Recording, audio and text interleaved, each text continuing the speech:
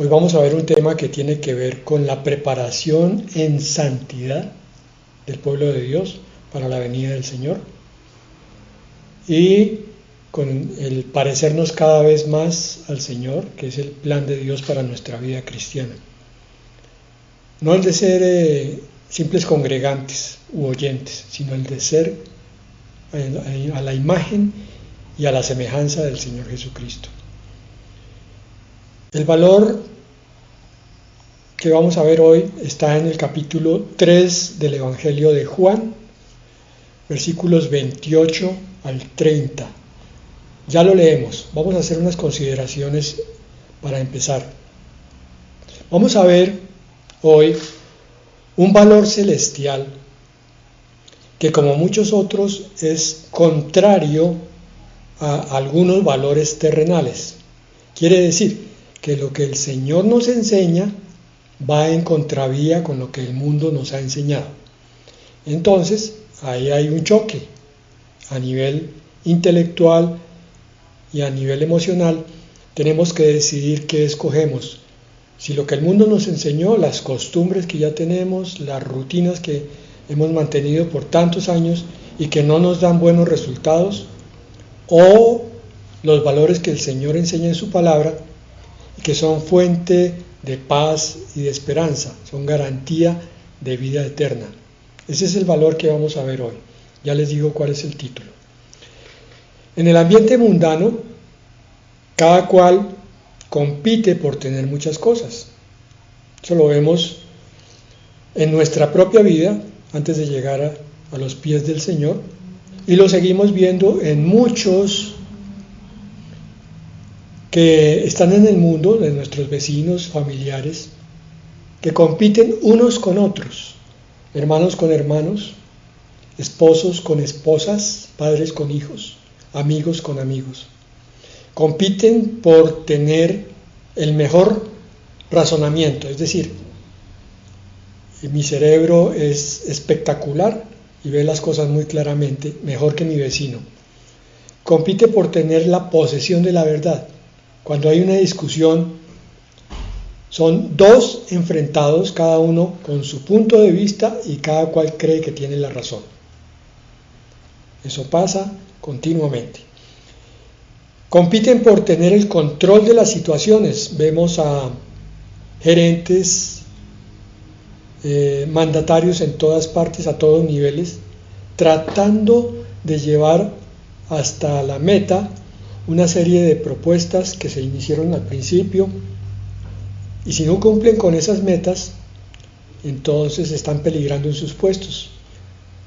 Y eso parte de una mentira. Nadie tiene el control de todas las situaciones. Uno no puede, por mucho que se esfuerce, mantener durante toda la vida las situaciones controladas. Muchos se esfuerzan por tener los mayores logros ante los ojos de los demás, entonces se vuelven competitivos, quieren ser siempre el centro del elogio en cuanto al trabajo, en cuanto al estudio, en cuanto al ganar dinero, siempre son los más de lo más.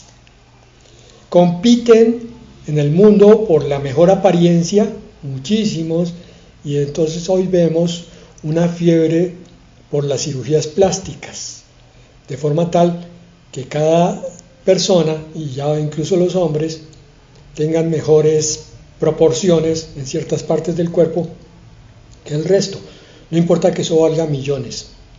Compiten por la autoridad más fuerte. Entre dos compañeros de trabajo, entonces empieza esa competencia a ver quién manda más, quién logra más. Pero no se dan cuenta, con toda esta lista que tenemos, que cada pequeño logro en la vida terrenal viene acompañado de muchas derrotas y frustraciones. Si hay un pequeño logro, hay un gran dolor alrededor de eso. En el mundo todos buscan crecer en valía. Esta consideración es para leer la palabra que Dios nos tiene para hoy. Juan 3:28 al 30. Aquí está hablando Juan el Bautista. Dice: ustedes mismos son mis testigos de que dije, yo no soy el Cristo, sino que he sido enviado delante de él. El que tiene la esposa es el esposo, pero el amigo del esposo que está a su lado y lo oye, se alegra mucho al oír la voz del esposo. Así que esta alegría mía ya se ha cumplido. Y este es el centro. Es necesario que él crezca y que yo decrezca, dice la Reina Valera contemporánea, y la Reina Valera del 60 dice, y que yo mengüe. La palabra menguar viene de la raíz que significa decrecer, y la usamos hoy en día sin darnos cuenta cuando describimos una fase de la luna, que es la luna menguante, que está decreciendo. Por eso entonces nuestro título para hoy, decrecer para crecer, o si prefieren, menguar para crecer. Esto significa que tengo que entender lo que Juan el Bautista está planteando aquí. Yo tengo que disminuir para que Cristo crezca en mí. Por eso decía que era un valor celestial que es contrario a los valores terrenales, porque esta palabra de hoy va a requerir, primero que todo, muchísima humildad, cosa que hoy en día no está en moda en el mundo. Requiere muchísima paciencia, tampoco está a la orden del día en el mundo. Requiere mucha obediencia, y cada día que pasa aumenta la desobediencia, la rebeldía. Por tanto, el decrecer o el menguar para crecer es algo que solamente vamos a ver en unos pocos cristianos que entienden esta palabra, ni siquiera en la mayoría de cristianos, porque muchos que están yendo a iglesias se les predican ciertas cosas y estamos entonces buscando el éxito y la prosperidad y otras cosas que hacen que yo sea descollante, sea elogiado por el resto de la comunidad. La Nueva Traducción Viviente habla de Juan 3:30, la última parte, el último versículo que leímos. Él debe tener cada vez más importancia y yo menos. Una traducción también muy clara con respecto a lo que es crecer y decrecer. El Señor Jesucristo debe ser cada vez más importante en tu vida. Y tú, tu propio ego, debe ser cada vez menos. Juan el Bautista habla a sus seguidores de que él no era el Cristo, como ellos esperaban. Pero todo lo que enseñaba provenía de Dios. Entonces tenemos aquí, si nos ponemos en el lugar de Juan, tenemos a un hombre muy valiente y muy honesto, porque está entregando prácticamente su papel, su ministerio, al anonimato. Él sabe que apenas llegue el Redentor, el Jesucristo, entonces él termina su ministerio, Juan el Bautista, y empieza el de Cristo. Por tanto, él desaparece de cualquier escena, de cualquier protagonismo, de cualquier primer lugar, pero Juan lo asume con verdadera espiritualidad. Al final del texto les dice que él no podía gloriarse de nada, sino que debía decrecer para que Cristo creciera. Eso lo hace Juan porque él veía las cosas desde la perspectiva no humana, sino la divina. Juan el Bautista no fue cualquier ministro del Señor, cualquier profeta. El propio Señor Jesucristo dice que es de los más grandes. Pero en esa grandeza y en esa comunión que tenía Juan con el Espíritu Santo, él puede ver las cosas como Dios ve su plan y por tanto sabe que ya prácticamente su ministerio terminó. Qué valentía es que un ministro hoy en día, si el Señor le muestra que llegó el tiempo final, pueda pararse y decir, no más, no va más. Aquí la iglesia supuestamente me necesita, cosa que no es verdad, porque en realidad la iglesia necesita es al Señor. Pero lo que vemos hoy es que muchos ministros del Señor van tomando un protagonismo desmedido, exagerado, y por qué no decirlo así, antibíblico. Este debiera ser el patrón de un verdadero ministro del Señor hace 2000 años y hoy en día, tal cual. Decir, Cristo lo es todo y yo no soy nada. Y esto debe decirlo también cada oveja de cada congregación. Todo esto significa que las personas comenzaran a mirar y a seguir a Cristo para dejar de seguir a Juan. Me pregunto, ¿cuántos pastores pueden ceder su lugar a otros? Tranquilamente, bíblicamente. Pero ¿cuántos son capaces de dejarle espacio, de abrir campo en su propia congregación para que llegue el Señor Jesucristo y haga lo que Él le place, lo que es su voluntad, lo que es su agenda? Porque si miramos desprevenidamente, descubrimos que la iglesia funciona siempre, y el papel del pastor también, según una agenda preprogramada. Eso se refleja muy claramente en los programas con respecto a los servicios, a los cultos. Son muy rígidos y a más de un siervo de Dios le da un infarto cuando no se sigue al pie de la letra el protocolo. Pero a veces, créanme, mis hermanos, el Espíritu Santo llega para romper la rutina en la iglesia. Dice, no, esta vez no hay alabanza, solo palabra. Hoy vamos a permitir que el Espíritu fluya a través de la palabra. O al revés, solo alabanza hoy porque vamos a ministrar al Espíritu. Deberíamos estar dispuestos a que eso ocurriera siempre. Deberíamos estar dispuestos a que el corazón fluyera la oración espontánea, que cada uno estuviera tan conectado con el Espíritu que dijera, no, hoy me toca a mí, yo quiero decir esto. Porque lo que ocurre es que muchas veces no oramos porque estamos pendientes de lo que los demás hermanos van a pensar o decir de mi oración. No, hermanos, la oración es una charla con Dios. Yo siempre tendré algo que decirle a Dios en cualquier momento. Sí, habrá momentos en los cuales no hay total disposición. Puede que sí, puede que en ese momento le corresponda a otro orar, pero la rutina de que sea solamente uno el que ore no es bíblico. En la antigua iglesia,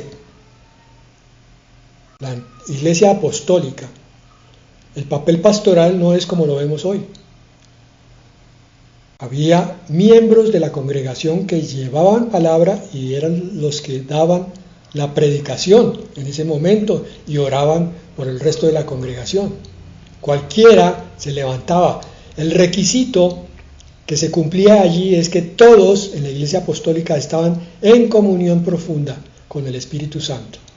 Hoy, como hemos predicado más los méritos del hombre, más el bienestar del hombre, entonces el Espíritu se ha retirado un poco y sobre todo la fe de algunos creyentes no es lo suficientemente firme como para saber que el Espíritu Santo obra en todo aquel que se alinea con él. En su respuesta es como que Juan les dice, mi tiempo se terminó, lo que yo era, el ministerio que tenía, hasta aquí llegó. Ahora le toca crecer a Jesús.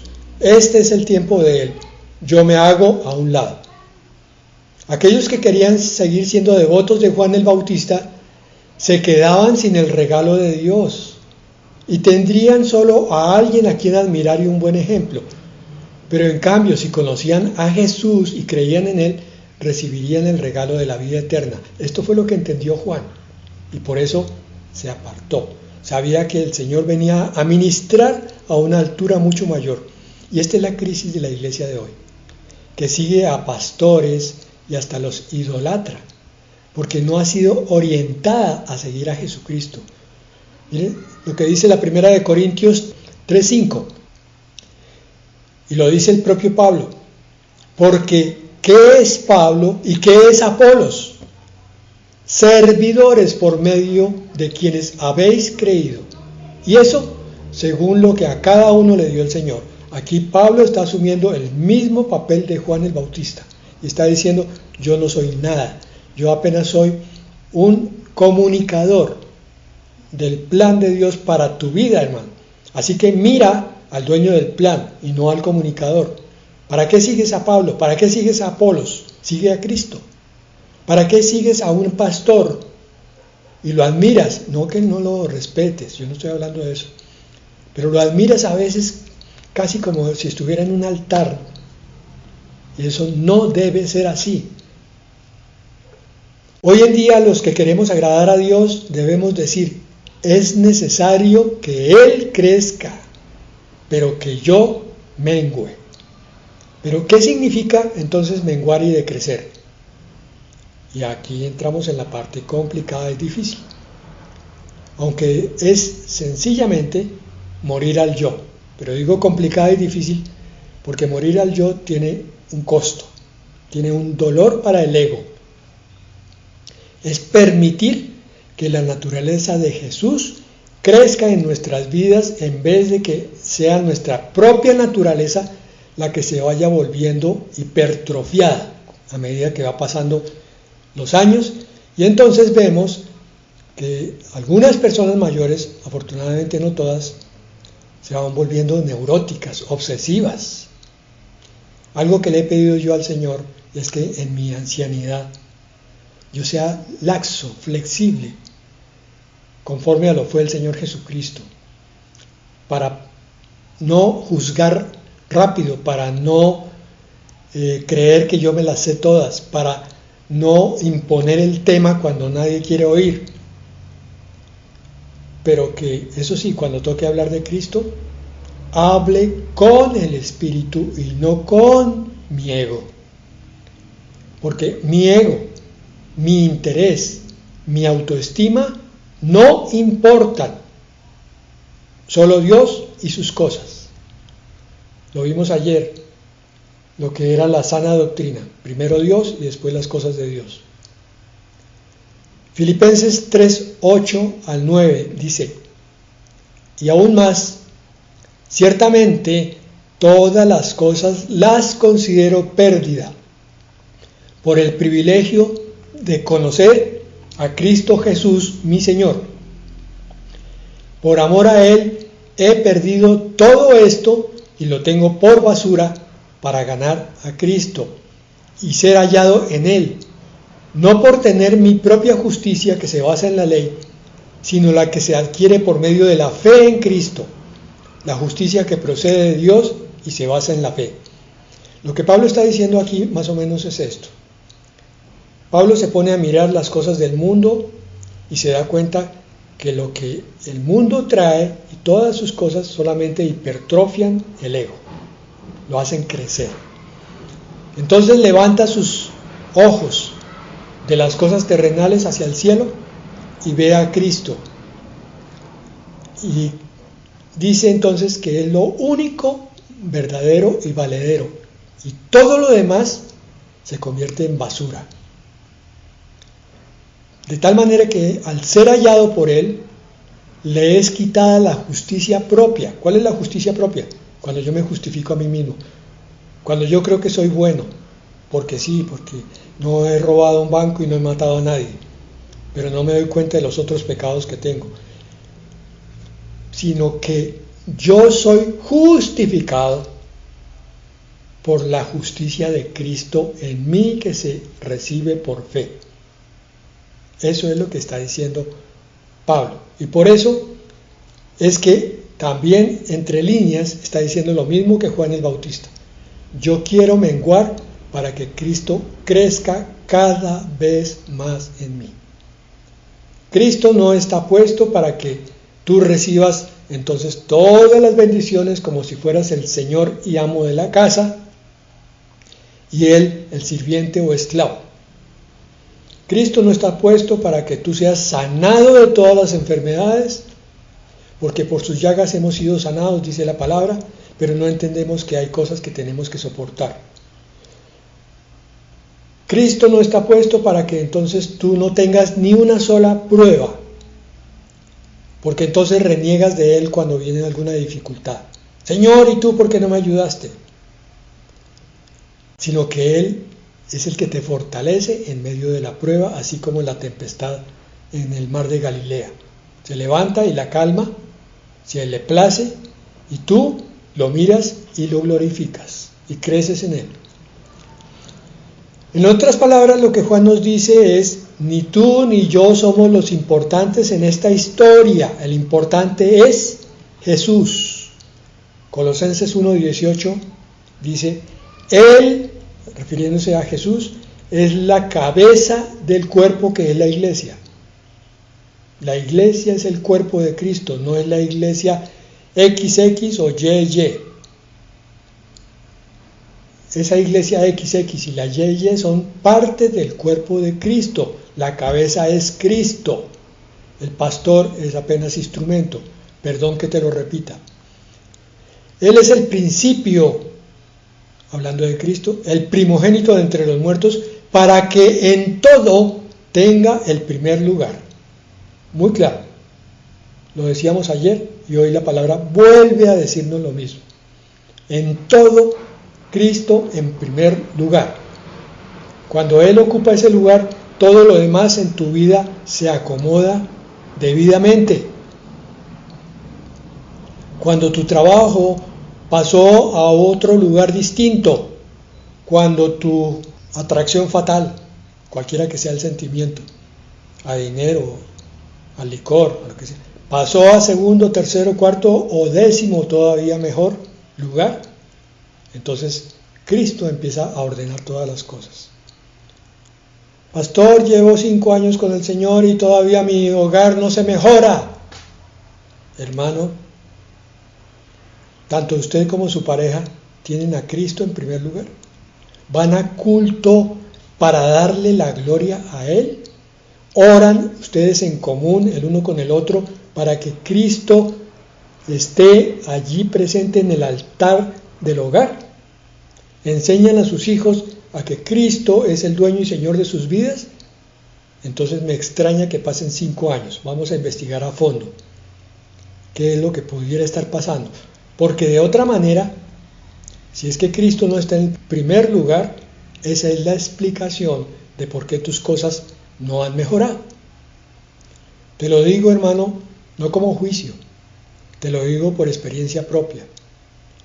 Yo he tenido una dura batalla durante 30 años de ministerio para entender que yo no debía ser un pastor famoso, para entender que no debía tener una iglesia que me rodeara y me elogiara continuamente, para entender que yo no debía vivir de la obra del Señor con un magnífico salario, porque lo que primero importaba era que el Señor tomara su lugar. Cuando lo vino a tomar después de varios años de lucha, de muchos años de lucha, porque esto no fue desde el principio, entonces el Señor empezó a poner en su lugar todo lo demás. Mi ministerio me concientizó, me puso en paz y me llevó a entender que Él había querido un ministerio bastante extraño conmigo y bastante de entredicho, incluso con muchos de los hermanos pastores. Pero aquí, algo que yo siempre he repetido, no le den la gloria al pastor, denle la gloria a Cristo. Esposa, no le des la gloria a tu esposo, dale la gloria a Cristo y entonces el Señor reflejará su gloria sobre ustedes dos como pareja. Cristo es todopoderoso, Él es el Hijo de Dios, es igual que Dios. Y por eso está el nuevo pacto, el Nuevo Testamento, para que en tu corazón descubras a través de la palabra cuál es el corazón de Cristo, que mora en tu corazón. Porque ese es otro grande descubrimiento que se demoró varios años en ocurrir en mi vida. La palabra decía claramente, Cristo en vosotros, esperanza de gloria, Colosenses 1:27. Pero yo no lo había captado en revelación. Y no me había puesto a pensar qué es Cristo en mi corazón. Cristo en mi corazón es, primero, conciencia de que Él es real, que está ahí, que siempre está ahí, que lo único que tengo que hacer yo es mirarlo, reconocerlo y colocarlo en su trono, y yo bajarme del trono de mi ego. Entonces Él empieza a dirigir mi vida y todo lo demás va saliendo en bendición. Y eso no significa que entonces ahora tengo un magnífico salario, no, sigo teniendo la misma pensión de siempre, pero el Señor hace milagros. Siempre el Señor da para todas las cosas necesarias materialmente, con mayor razón las espirituales. Busca primero el reino de Dios y su justicia, y todo lo demás se te añadirá. Esto que nos pide la palabra parece algo muy raro en el mundo, donde todos quieren sobresalir y nadie quiere estar por debajo del otro. Aquí se están explicando muchos conflictos laborales, muchos conflictos de pareja, de familia, entre hermanos, con amigos, en las iglesias. Nadie quiere estar debajo del otro y todos quieren sobresalir. Pero no, hermanos, esa no es la iglesia verdadera del Señor. En conclusión, para que Jesús ocupe el primer lugar en nuestra vida, tenemos que decrecer, ya que no podemos seguir teniendo la misma actitud de antes. Otro punto a tener en cuenta: si tú eres verdadero cristiano, tu vida tiene que estar siendo transformada por la palabra. Tú no puedes ser el mismo de hace 5 años, ni siquiera el mismo de hace 5 meses o de 5 días.